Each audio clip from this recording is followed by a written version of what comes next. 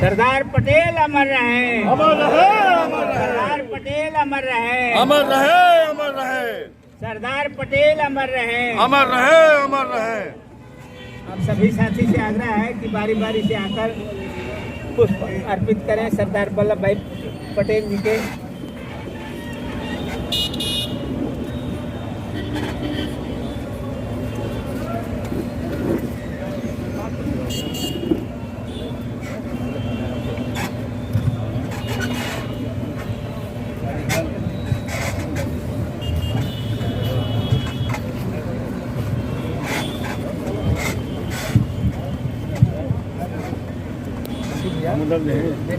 आई आई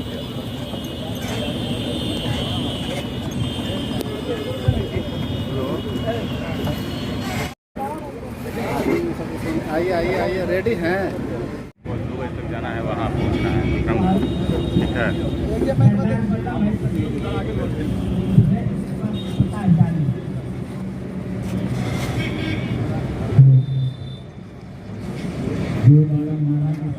उपस्थित हैं जदयू के राज्य महासचिव अमरेश चौधरी जी, नंद कुमार जी, प्रवक्ता रिंकू जी, बनारसी पटेल जी, बद्री भगत जी और प्रमोद पटेल, श्री सत्येंद्र सिंह जी और अध्यक्षता कर रहे मोद नारायण जी, गुड्डू पटेल जी, मैं सभी को आज इस कार्यक्रम में हार्दिक स्वागत, हार्दिक अभिनंदन करते हैं।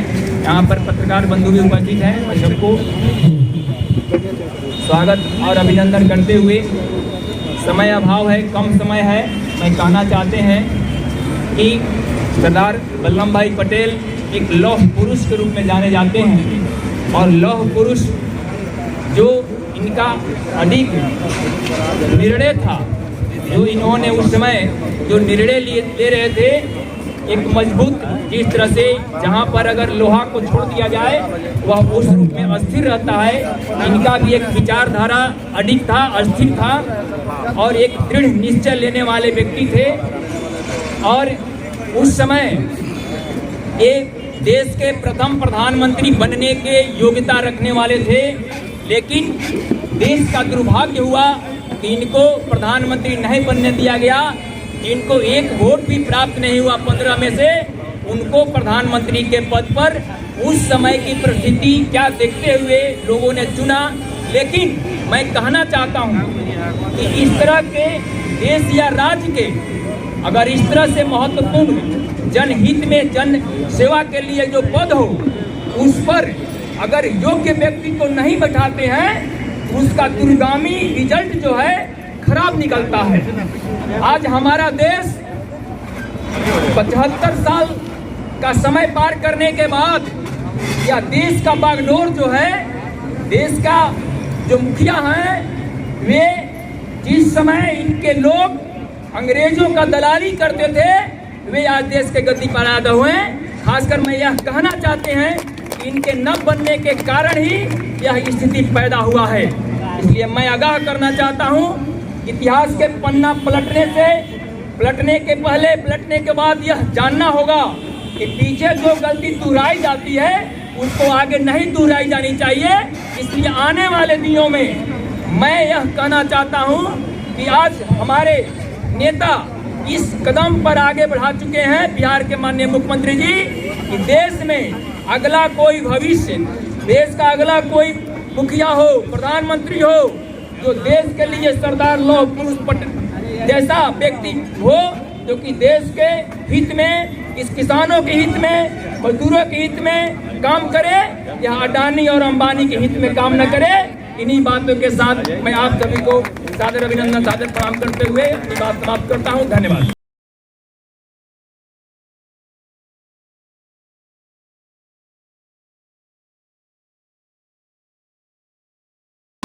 सबका सरकार नहीं है।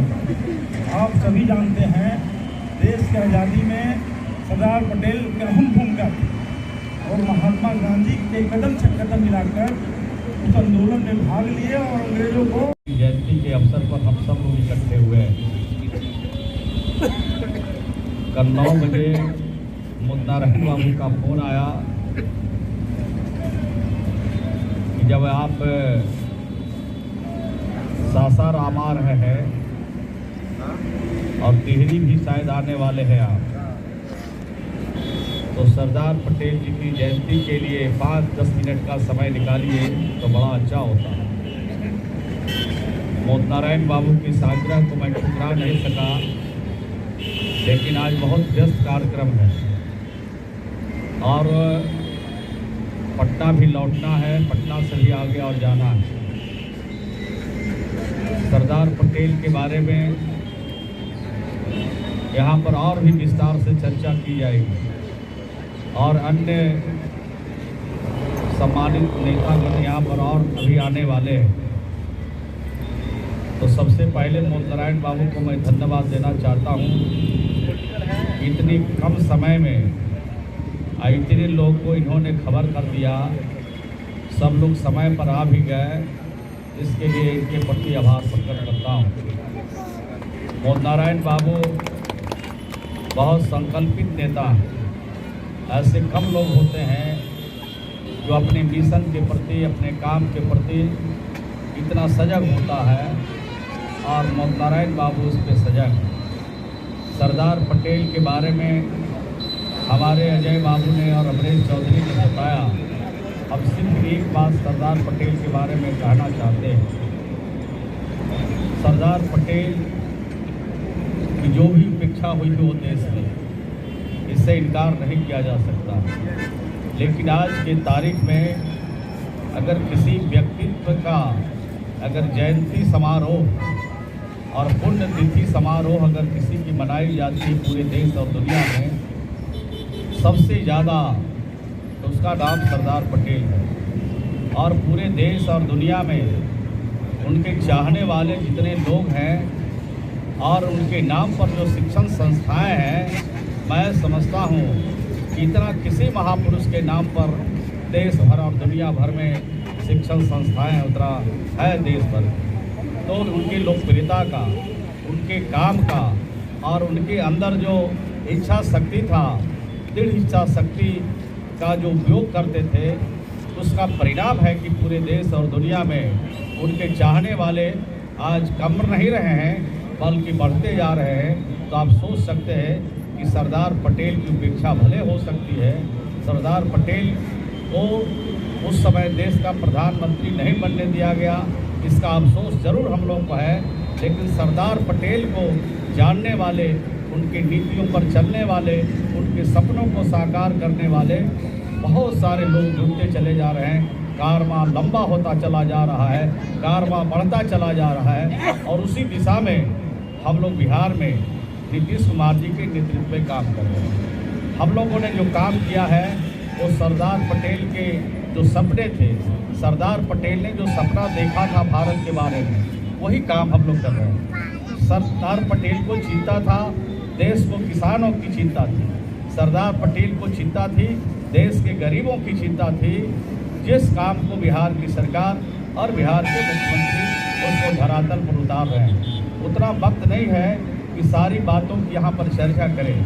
सिर्फ एक बात की चर्चा करके मैं आपको बताना चाहता हूँ कि किस तरह से बिहार की सरकार किसानों के लिए चिंता जाहिर कर रही है। आपने देखा है कि पूरा देश और दुनिया, जब जलवायु परिवर्तन हो रहा था तो पूरी देश और दुनिया में सबसे पहला बिहार राज्य था जहां जलवायु परिवर्तन को रोकने के लिए हम लोगों ने काम शुरू किया। और उसी कड़ी में बिहार में जल जीवन हरियाली योजना हम लोगों ने चलाई। और जल जीवन हरियाली योजना के जरिए हम यहाँ के किसानों के खेतों में परंपरागत तरीके से पानी पहुँचाना चाहते हैं। जितने हमारे छोटी छोटी नदियाँ हैं, जितने हमारे तालाब हैं, जितने हमारे पोखर हैं, वो आहार है, पैड है, जो हमारी जल स्रोत हैं, उनको हम लोग पुनर्जीवित करना चाहते हैं। इसलिए पुनर्जीवित करना चाहते हैं कि जो हमारे खेती 20 साल पहले, 25 साल पहले, 30 साल पहले बिना डीजल का, बिना पेट्रोल का, बिना बिजली का खेती हमारे किसान करते थे, उसी तरह से उनके खेतों में पानी हम पहुंचाना चाहते हैं। और हमारा फर्स्ट फेज का जो हमारा काम शुरू हुआ है उसमें 24,800 करोड़ की योजना बिहार की सरकार ने शुरू किया और अंतिम पड़ाव पर है। और सेकेंड फेज का भी काम करने के लिए बिहार की सरकार और बिहार के मुख्यमंत्री ने फैसला कर दिया। तो जब जल स्रोत हम खेतों तक ले जाएंगे तो हमारे किसानों की माली हालत ठीक होगी। और दूसरा जो हमारा काम है वो काम है हर खेत तक बिजली पहुंचाना। तो हर खेत तक बिजली पहुंचाने के लिए भी हम उस दिशा में काम कर रहे हैं। तो सबसे पहले जिसकी चिंता सरदार पटेल करते थे, जिसकी चिंता सरदार पटेल करके यहाँ पर किसानों की हालत को ठीक करना चाहते थे, वो किसान की हालत को सबसे पहले बिहार ने इसको ठीक करने का काम किया। और किसान के हालत को ठीक करेंगे तब यह मुल्क, तब यह देश आगे बढ़ेगा। तो हम तो एक बात आपको बता दिया, शेयर किया आपसे, इसको आप अपने इलाके में समझने का काम कीजिए, लोगों को बताने का काम कीजिए। दूसरा काम जो हमारी सरकार ने बिहार में किया है, उसका जोड़ा देश का कोई राज्य अभी तक नहीं लगा सका। नल जल का जो योजना है वो हम लोगों ने बिहार में शुरू किया। और आका मियाँ जो दिल्ली में बैठे हैं, जिनकी सरकार है दिल्ली में, जो वादा करते कुछ है और करते कुछ है, उनको भी कहना पड़ा कि बिहार में जो सरकार है, बिहार की जो सरकार है, जो नल जल की योजना बिहार में शुरू किया है, उसको हम पूरे देश में लागू करेंगे। अब पूरे देश में लागू करें या ना करें, हम लोगों ने बिहार में लागू कर दिया। जिसकी चिंता सरदार पटेल करते थे और हर घर में नल का पानी पहुंचाने का बिहार के मुख्यमंत्री जी का जो संकल्प है वो पूरा होते दिख रहा है। 98% घरों में नल का पानी हम लोगों ने पहुंचा दिया। और अब पहले जब यह योजना शुरू नहीं हुई थी तो कितने लोग नल का पानी पीते थे? मात्र 6%, यानी 100 में 6 आदमी नल का पानी पीते थे और बाकी लोग चापा नल का पानी, कुएं का पानी, तालाब का पानी पी करके अपनी ज़िंदगी बसर करते थे। तो हम लोगों ने जो काम किया है, कहाँ से शुरू किया? गांव के गरीबों के झोपड़ियों से इसको शुरू किया। जो सरदार पटेल चाहते थे कि गरीबों का सबसे पहले उत्थान होना चाहिए। महात्मा गांधी कहते थे कि सबसे पहले उन झोपड़ियों में जहाँ रोशनी नहीं पहुँची है, वहाँ पर इसको शुरू करना चाहिए। वहाँ जब रोशनी आएगी तब भारत की तरक्की दिखेगी, तब देश की तरक्की दिखेगी, तब आज़ादी का सही मतलब निकलेगा। तो ये सारा जो काम हम लोगों ने किया है, उसका जोड़ा देश का कोई राज नहीं लगा सका। तो हम तो सरदार पटेल के रास्ते पर बिहार को ले जा रहे हैं। अगर मौका मिलेगा, नीतीश कुमार जी को प्यार दीजिएगा, उनको आशीर्वाद दीजिएगा, उनको समर्थन दीजिएगा और मौका दीजिएगा तो दिल्ली में भी बैठ करके पूरे देश में इसी तरह की सुविधा हर नागरिक को, हर भाई और बहन को, हर जाति और धर्म, हर मजहब के मानने वालों को ये सुविधा हम लोग देना चाहते हैं। सिर्फ आपका आशीर्वाद चाहिए, आपका समर्थन चाहिए। और जब तक आपका आशीर्वाद और समर्थन नहीं मिलेगा, तब तक इतना बड़ा काम देश में नीतीश कुमार के अलावे कोई नहीं कर सकता है। इसमें करने के लिए इच्छा शक्ति होनी चाहिए, उसके अंदर क्षमता होनी चाहिए, उसके अंदर लोगों के प्रति कमिटमेंट होना चाहिए। तो कमिटमेंट वाला जो महापुरुष है उसका नाम नीतीश कुमार है। अगर आपका सहयोग और समर्थन मिलेगा तो निश्चित रूप से सरदार पटेल के सपनों का जो भारत है वो बनाने में हम लोग कामयाब हो जाएंगे। यही कहते हुए अपनी बात को समाप्त करता हूँ। सरदार वल्लभ भाई जयंती मनाया गया है। सरदार पटेल जी की जयंती के अवसर पर आए थे और यहाँ पर आमोद बाबू ने कल ही हमको ये सूचना शाम में रात में इन्होंने दिया, तो मैं यहाँ हाजिर हूँ। सर, मुझे सौभाग्य प्राप्त हुआ कि सरदार पटेल के तैल चित्र पर माल्यार्पण करने का। मैं बहुत सौभाग्यशाली हूँ और सरदार पटेल ने जो देश के लिए काम किया है वो अद्वितीय है। उसका जोड़ा अभी तक इस देश में किसी ने नहीं लगाया और उसी तर्ज पर बिहार के मुख्यमंत्री श्री नीतीश कुमार जी जो काम कर रहे हैं उसका भी जोड़ा देश का कोई राज अभी तक नहीं लगा सका है। इसलिए नीतीश कुमार जी को मौका मिलेगा तो देश में बेहतर काम करेंगे, देश के सभी जाति, सभी धर्म और सभी लोगों के लिए काम करेंगे। आज ज़रूरत है देश में अच्छा काम करने की, देश में ज़रूरत है लोगों के इच्छा का अनुकूल काम करने के लिए जो नीतीश कुमार जी कर रहे हैं। और हम लोगों ने जो 7 निश्चय का काम किया बिहार में, उसका जोड़ा देश का कोई राज नहीं लगा सका। अनेक ऐसे काम हम लोगों ने किए हैं जिसका जोड़ा देश का कोई राज नहीं लगा सका।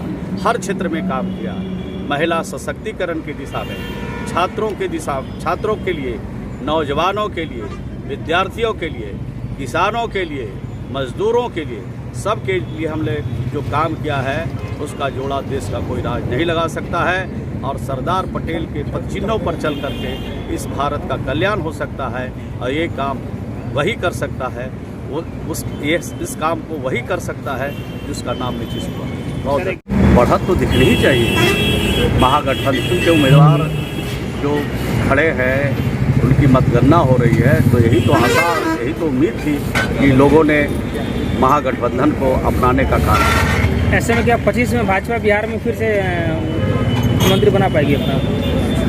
24 में जो चुनाव लोकसभा के होने वाले हैं उसमें भाजपा मुक्त भारत बनेगा, और जिन राज्यों में भाजपा के सरकारें हैं और वहाँ चुनाव होने वाले हैं निकट भविष्य में, वहाँ भी उनका सफाया हो जाएगा।